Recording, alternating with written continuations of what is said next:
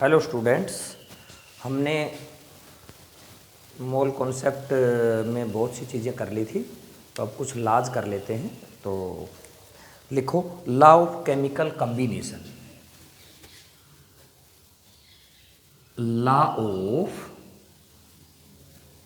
Chemical combination. Law of chemical combination. ठीक है, दिखाई नहीं दे रहा तो मैं बोल रहा हूँ ना, तो नोट करते रहना। लॉ ऑफ केमिकल कॉम्बिनेशन, तो इसमें आप पहले लिख लो। कई साइंटिस्ट थे जिन्होंने मिलकर के जो लॉ दिया है, तो इसमें आप सबसे पहले नोट करो। एक साइंटिस्ट था लेवोजियर, तो लिखो Lavoisier comma Dalton and other scientist formulate certain laws concerning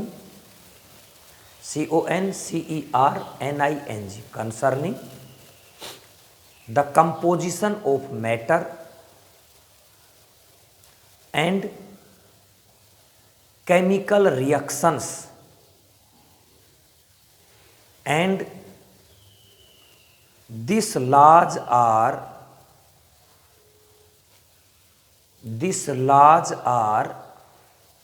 known as law of chemical combination. Law of chemical combination, ये कई साइंटिस्ट थे जिन्होंने मिलकर के आपस में कई लॉज दिए, मैटर्स से रिलेटेड चीज़ें हैं।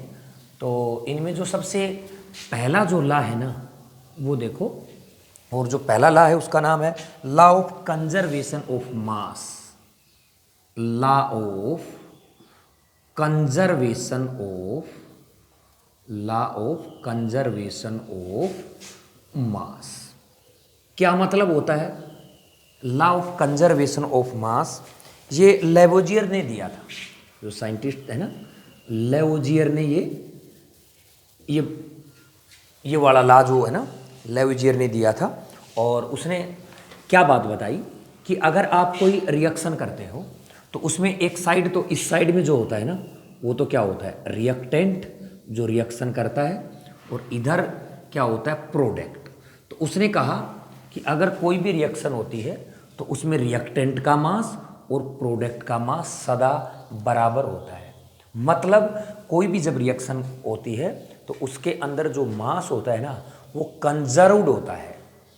मतलब इस दुनिया में, इस पूरे ब्रह्मांड में जो रिएक्शन होने लग रही हैं, उन सब में जो मास है ना, वो mass can neither be create nor be destroy, but it can change from one form to another form. एक फॉर्म से दूसरी फॉर्म में चेंज हो रहा है, लेकिन मास इस पूरी दुनिया का कैसा है, कांस्टेंट है। पूरी दुनिया में जो मास है ना, वो आज कांस्टेंट है।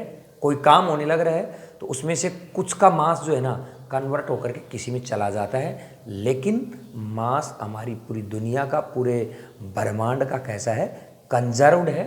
तो इस लॉ में यही बात हम आप लोगों को बताएंगे। तो इसके अंदर एक दो लाइन लिख लो। पहले आप लिखो, matter can not be created, matter can not be created nor be destroy, nor be destroy in any chemical reaction, in any chemical reaction. कोई भी केमिकल रिएक्शन होती है उसमें मैटर जो है ना, न तो बढ़ाया जा सकता है न उसको ख़त्म किया जा सकता है। दैट इज, इसका क्या मतलब होता है, that is total mass, that is total mass in any chemical reaction is always conserved, is always conserved. ठीक है ना? उसका क्या मतलब है कि जो मास होता है, मैं लिख रहा हूं, मास बिफोर रिएक्शन, रिएक्शन के होने से पहले मास और मास आफ्टर रिएक्शन, रिएक्शन होने के बाद मास सदा बराबर होते हैं। इसका मतलब है कि कभी भी जो मास है ना वो चेंज नहीं होता है, वो कंजर्व्ड है। पूरी दुनिया का कैसा है, फिक्स होता है मास, चेंज नहीं होता है। मतलब एक रिएक्शन से दूसरे रिएक्शन में ट्रांसफ़र हो सकता है प्रोडक्ट में, लेकिन वैसे कंजर्व्ड होता है। मैं एक एग्जांपल के द्वारा आप लोगों को बताता हूँ। जैसे मैंने एक एग्जांपल लिया, ठीक है ना, H2 प्लस O2 गिव्स, या 2H2 प्लस O2 गिव्स, क्या लिखूँ, 2H2O, ये लिख दिया मैंने, ठीक है ना। मास देखते हैं हम इनका। हाइड्रोजन का मास कितना है, मौलिक, इसका एटॉमिक मास देखेंगे तो 1 होता है, 1 1 2 कितना हो गया 4, ठीक है ना। इसका कितना है 32, टोटल अगर देखा जाए तो कितना है 36, यहाँ देखेंगे।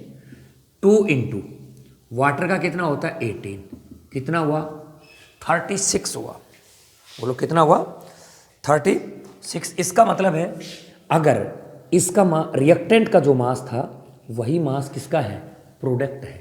प्रोडक्ट मतलब मैंने इनका वेट नहीं लिया है, मैंने इनका मोलिकुलर मास लेकर के यहाँ पे आप लोगों को बताया है कि अगर ग्राम मोलिकुलर मास लेता हूँ तो 36 ग्राम इधर है और प्रोडक्ट में भी कितना बन रहा है 36 ग्राम बन रहा है। इसका ये मतलब होता है कि जो मास होता है हमारे रिएक्शन में वो रिएक्टेंट का और प्रोडक्ट का कैसा होता है, बराबर होता है, कंजर्व्ड होता है, ठीक है ना। तो इसलिए ये इसके अंदर कोई भी अगर हम रिएक्शन करते हैं वो इसी तरीके से हम रिएक्शन करेंगे कि जैसे कोई भी आप और देख लो, अगर बैलेंस्ड होनी चाहिए इक्वेशन। अगर मैं दूसरी एक कोई रिएक्शन लिखता हूँ यहाँ पे, N2 plus 3H2 gives 2NH3, ठीक है ना। N2 plus 3H2 gives 2NH3। तो इसके अंदर देख लो आप, नाइट्रोजन का कितना हो गया, एक नाइट्रोजन का 14, 2 का कितना हो गया 28, और यहाँ पे कितना हो गया हाइड्रोजन का 2 3 जा कितना हो गया 6, टोटल कितना हो गया हमारे पास 34। नाइट्रोजन का कितना होता है 14 और 3 17, 2 into 17 is equal to 34। Mass of the reactant या mass before the reaction is equal to mass after the reaction. ये क्या है हमारा कंजर्व्ड है। तो इसी लॉ को हम क्या बोल देते हैं, लॉ। और जो दूसरी जो लॉ है हमारी, फर्स्ट लॉ में कुछ भी नहीं था, बहुत ही सिंपल थी कि इसके अंदर सबसे मेन चीज़ क्या थी कि भाई mass of the universe is conserved और the mass of the reactant is मतलब before the reaction and after the reaction are equal. ये मेन चीज़ थी। हमने 2 एग्जाम्पल भी लेकर के देखे। और जो दूसरी जो हमारे पास है, दूसरी जो लॉ, और उसका क्या नाम है, लॉ ऑफ कांस्टेंट, या फिर हम बोलेंगे इसको डेफिनेट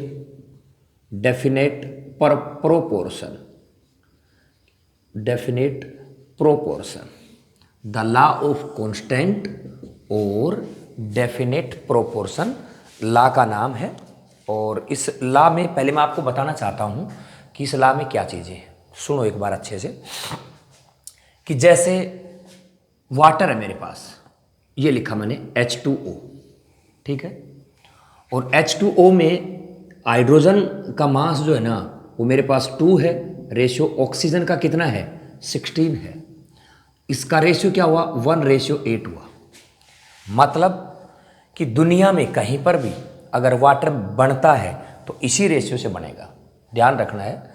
और दूसरी बात ये भी मतलब होता है, चाहे वाटर जो है, चाहे बारिश का पानी हो, चाहे समुद्र का पानी हो, चाहे किसी केमिकल रिएक्शन से मिलकर के बनने वाला वाटर हो, चाहे नदी का पानी हो, चाहे कहीं का भी हो, हर अगर वाटर बनता है तो उसका रेशियो एक डेफिनेट प्रोपोर्शन में पाया जाता है। जैसे एक चीज़ और लेता हूँ, जैसे मैंने लिखा C+O2 गिव्स CO2 गैस बन गई। यहाँ पे कार्बन का मास 12 हो गया और ऑक्सीजन का कितना हो गया 32, तो 3:8 का इनका रेशियो हो गया। अगर मैं कैल्शियम कार्बोनेट को अगर बेटा हीट करता हूँ तो कैल्शियम ऑक्साइड प्लस CO2 बनता है। ये CO2 बनेगा, इसका भी रेशियो यही होगा, ये CO2 बनेगा, इसका भी रेशियो यही होगा।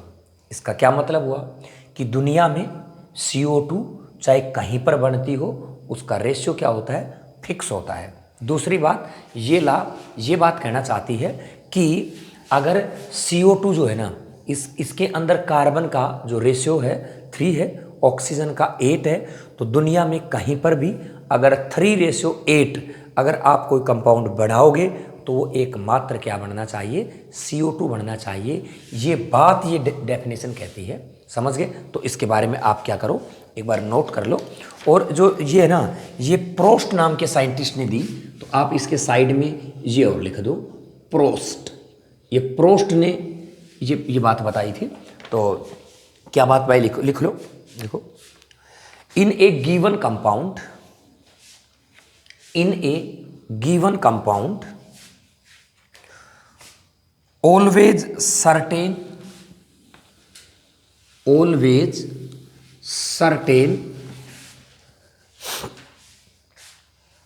exactly the same proportion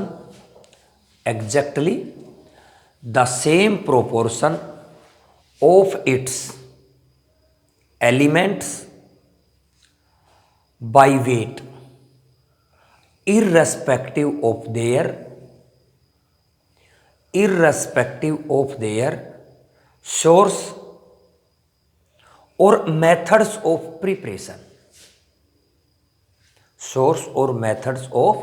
preparation, चाहे इनके बनाने की विधि और इनका सोर्स चाहे कुछ भी हो, अगर वो पर्टिकुलर कंपाउंड बनता है तो उसका प्रोपोर्शन एक डेफिनेट होता है।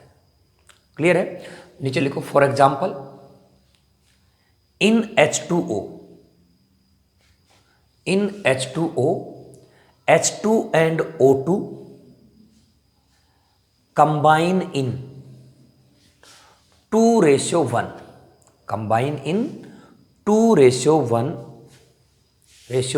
molar ratio, and their ratio remains constant,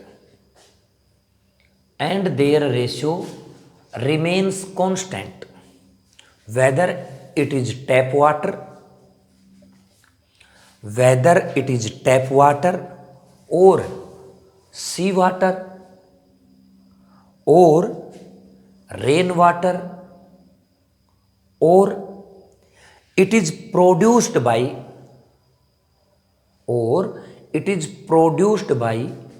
any chemical reactions। ठीक है? उसके बाद इसकी कमी भी है, तो क्या लिखोगे नीचे, लिमिटेशन। इसकी कमियां सुन लो। जैसे मैंने लिखा CO2, यहां पे जो कार्बन होता है ना, कार्बन के 2 आइसोटोप होते हैं, कार्बन 12 भी हो सकता है, कार्बन 14। तो ये सपोज करो कार्बन 12 है और ये कार्बन 14 है, तो इसका रेशियो देखेंगे तो क्या हुआ, 12:32। इसका देखेंगे तो क्या हुआ, 14:32। तो या तो 3:8 आया, और यहाँ पे देखोगे तो 7:16 आया। क्या दोनों कंपाउंड CO2 है? बिल्कुल है, लेकिन इनका जो डेफिनेट प्रोपोर्शन में जो कार्बन ऑक्सीजन होना चाहिए था वो नहीं है।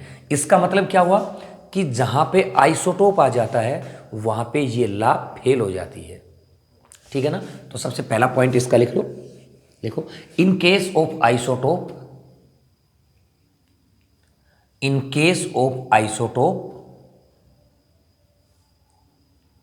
The ratio by weight is different for a particular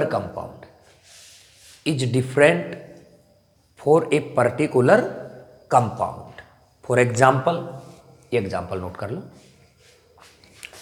एक दूसरी एग्जाम्पल और मैं आपको बताता हूं, ये केवल आप एग्जाम्पल को लिख लोगे ना, वही काफ़ी है। मैंने क्या लिखा, मैंने लिखा इथेनॉल, ये लिखा मैंने इथेनॉल, और यहाँ पे लिखा मैंने ईथर, यहाँ पे CH3O CH3, इसका नाम है इथेनॉल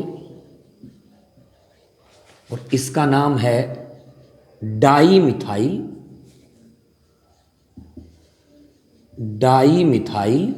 ईथर। बताओ इसमें कार्बन कितने हैं? दो कार्बन है। हाइड्रोजन कितने हैं? 6 हाइड्रोजन है प्लस 1 ऑक्सीजन है। ठीक है ना, इसमें देखो 2 कार्बन प्लस 6 हाइड्रोजन प्लस 1 क्या है? ऑक्सीजन है। ठीक है ना। अब देखो क्या दोनों का रेशियो फिक्स है? बिल्कुल, लेकिन फिर भी कंपाउंड अलग अलग बन रहे हैं और ये दोनों के दोनों कंपाउंड बिल्कुल डिफरेंट है। दोनों का फंक्शनल ग्रुप ही अलग अलग है। इसका मतलब हमने कहा था अगर किसी का डेफिनेट प्रोपोर्शन लेते हैं तो वो कंपाउंड भी सेम बनना चाहिए। It is the limitation of this law. तो ये एग्जाम्पल आप क्या कर लो, नोट कर लो।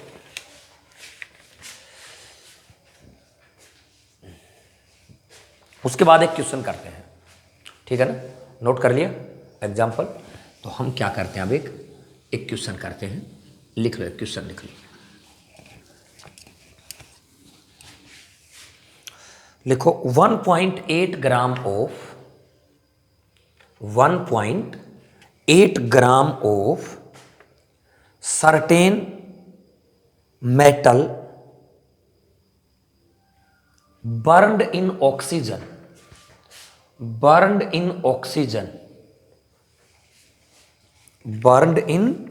oxygen giving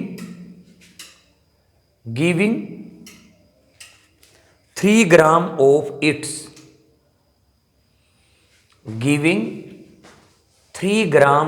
its oxide, full stop.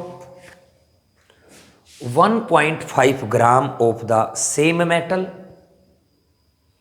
1.5 gram of the same metal heated in steam giving 2.5 gram of its oxide, 2.5 gram of its oxide. Show that thus THUS result illustrate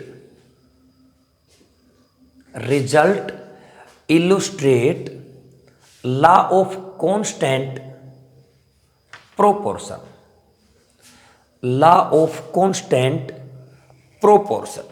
एक simple सी बात है कि मेरे पास कोई metal है, अगर मैं इसकी ऑक्सीजन के साथ रिएक्शन करवाता हूं तो सपोज करो M2ON या कुछ भी बन रहा है, मेरे पास मेटल ऑक्साइड बन रहा है तो मैंने MO कर दिया, दिस इज मेटल ऑक्साइड। ठीक है, अब मैंने मेटल कितना लिया? 1.8 ग्राम। 1.8 ग्राम। मेटल ऑक्साइड कितना बड़ा? 3.0 ग्राम।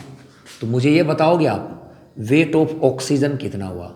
वेट ऑफ ऑक्सीजन मेरे पास 3 में से 1.8 घटाएंगे हम, 3 माइनस 1.8 इज इक्वल टू 1.2 ग्राम।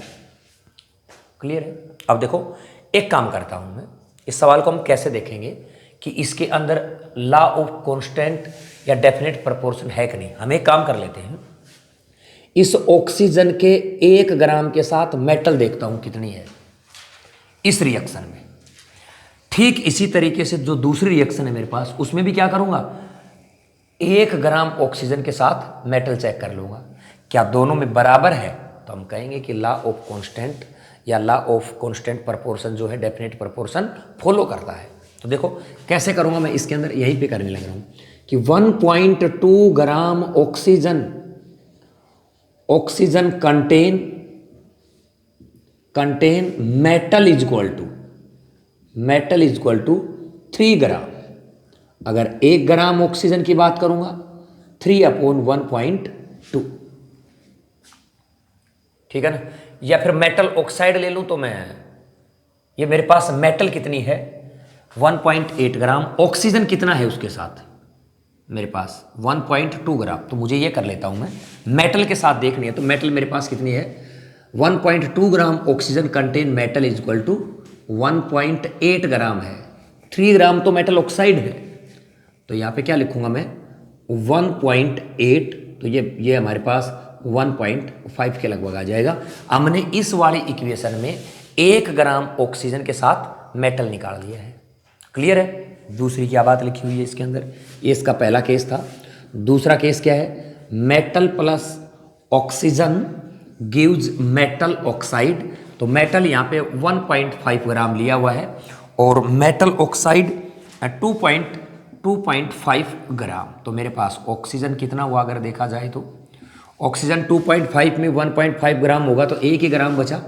बिल्कुल, तो 1 ग्राम के साथ यही देख लूँगा ना मैं, 1 ग्राम ऑक्सीजन के साथ मेटल कितना है 1.5 ग्राम।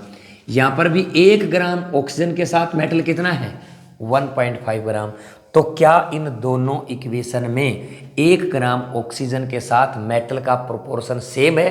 तो इसके अंदर लॉ ऑफ मल्टीपल प्रोपोर्शन क्या होता है, फॉलो करता है। तो आप इसमें ये बात लिख सकते हो, लिखना चाहते हो तो, अदरवाइज लिखने की कोई ज़रूरत नहीं है, या आप इसके अंदर नीचे ये बात लिख लो, hence 1 gram of oxygen in both cases, hence 1 gram of oxygen in both cases contain equal weight of metal, equal weight of metal। Hence जो थर्ड जो है हमारी वो देख लेते हैं हम। थर्ड जो है हमारी कौन सी बनी, third law of multiple proportion, law of multiple proportion. ठीक है ना, बड़ी इजी लॉ है ये। देखो इसमें क्या है कि मैंने कोई एक एलिमेंट लिया प्लस उसके साथ मैंने जैसे दूसरा एलिमेंट लिया, दोनों एलिमेंट ने मिलकर के डिफरेंट टाइप के कंपाउंड बनाए। जैसे ये बना दिए मैंने, एक CO बना दिया और एक CO2 बना दिया। एक के मास को फिक्स कर लेता हूं, जैसे कार्बन का मास 12 है, ठीक है ना, इसके मास को क्या कर लेता हूं मैं, फिक्स कर लेता हूं। तो जो मेरे पास इनका जो मास रेशियो है, इनका जो मास रेशियो है वो एक सिंपल रेशियो में बियर करेगा, एक सिंपल रेशियो होगा। समझ के, जैसे देखता भी हूं मैं, कार्बन का कितना हो गया 12 ग्राम, ऑक्सीजन कितना है यहाँ पे, ऑक्सीजन बोलो इसके साथ 16 ग्राम, यहाँ पे कार्बन कितना है 12 ग्राम, ऑक्सीजन कितना है बोलो 32 ग्राम। जब ये दोनों मेरे क्या है फिक्स कर दिए, दोनों सेम ही है, तो फिर मुझे रेशियो किसका देखना है 16:32, ठीक है ना। तो 1:2 जो क्या होता है एक सिंपल रेशियो होता है। समझ गए मेरी बात? तो इस लॉ ने यही बताया कि अगर दो एलिमेंट आपस में मिलकर के 2 या 2 से अधिक डिफरेंट टाइप के कंपाउंड्स बनाते हैं, उनमें किसी एक का मास अगर हम फिक्स कर लेते हैं तो बचे हुए जो है ना दूसरे का मास, उनका एक सिंपल रेशियो होता है। ये लॉ यही बात बताती है। एक एग्जांपल अगर मैं इसका, ये आप पहले नोट कर लो, दूसरा एग्जांपल भी नोट कर लेना। सल्फर प्लस O2 लिया, दोनों ने मिलकर के 2 कंपाउंड बनाए, एक SO2 और एक SO3। सल्फर का मास फिक्स कर लूँगा, यहाँ भी S है यहाँ पे भी S है, तो मैं डायरेक्ट दोनों का क्या कर लेता हूँ, ऑक्सीजन का रेशियो देख लेता हूँ। तो यहाँ पे 32:48 और 2:3 एक कैसा है सिंपल रेशियो है। बोलो कैसा है, एक सिंपल रेशियो है। तो क्या इसकी डेफिनेशन लिखवा दूँ? लिख लो, फिर इसकी डेफिनेशन लिख लो, लिखो। when one element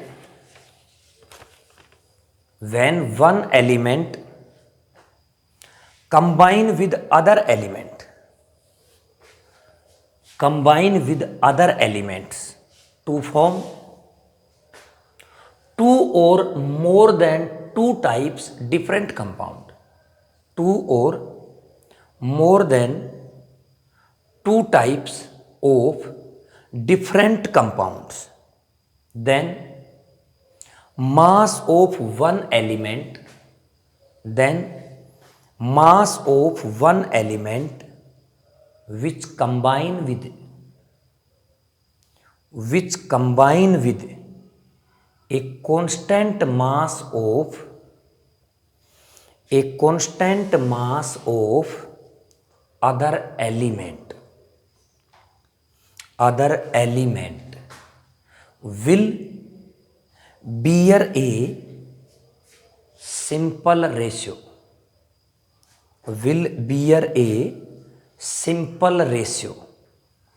to one another। ये भी लिख लो सिंपल रेशियो क्या होता है, नीचे लिखो, नोट करके लिख लो, नोट लिखो। Simple ratio means ratio between small natural numbers such as 1:2, 1:3, 2:3 etc। ठीक है ना। और एक छोटी सी लाइन आप इसी में और जोड़ लो, लिखो later on this simple ratio become valency of metal। the simple ratio will become valency of metal। ठीक है ना। तो इसका मैं अब नेक्स्ट टॉपिक करता हूं, ठीक है ना। और कॉन्सेप्ट रिलेटेड टू डेंसिटी, जो मेरा नेक्स्ट टॉपिक है वो क्या है, कॉन्सेप्ट रिलेटेड टू डेंसिटी। तो सबसे पहले यहां से स्टार्ट कर रहा हूं, मैं लिख रहा हूं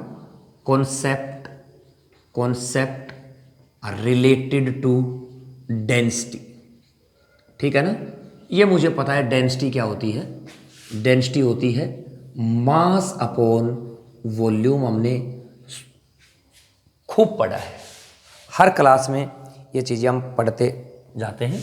तो सबसे पहले यहाँ से लिखना स्टार्ट कर लो आप, ठीक है ना। लिख लो mass occupied by the substance per unit volume is known as density.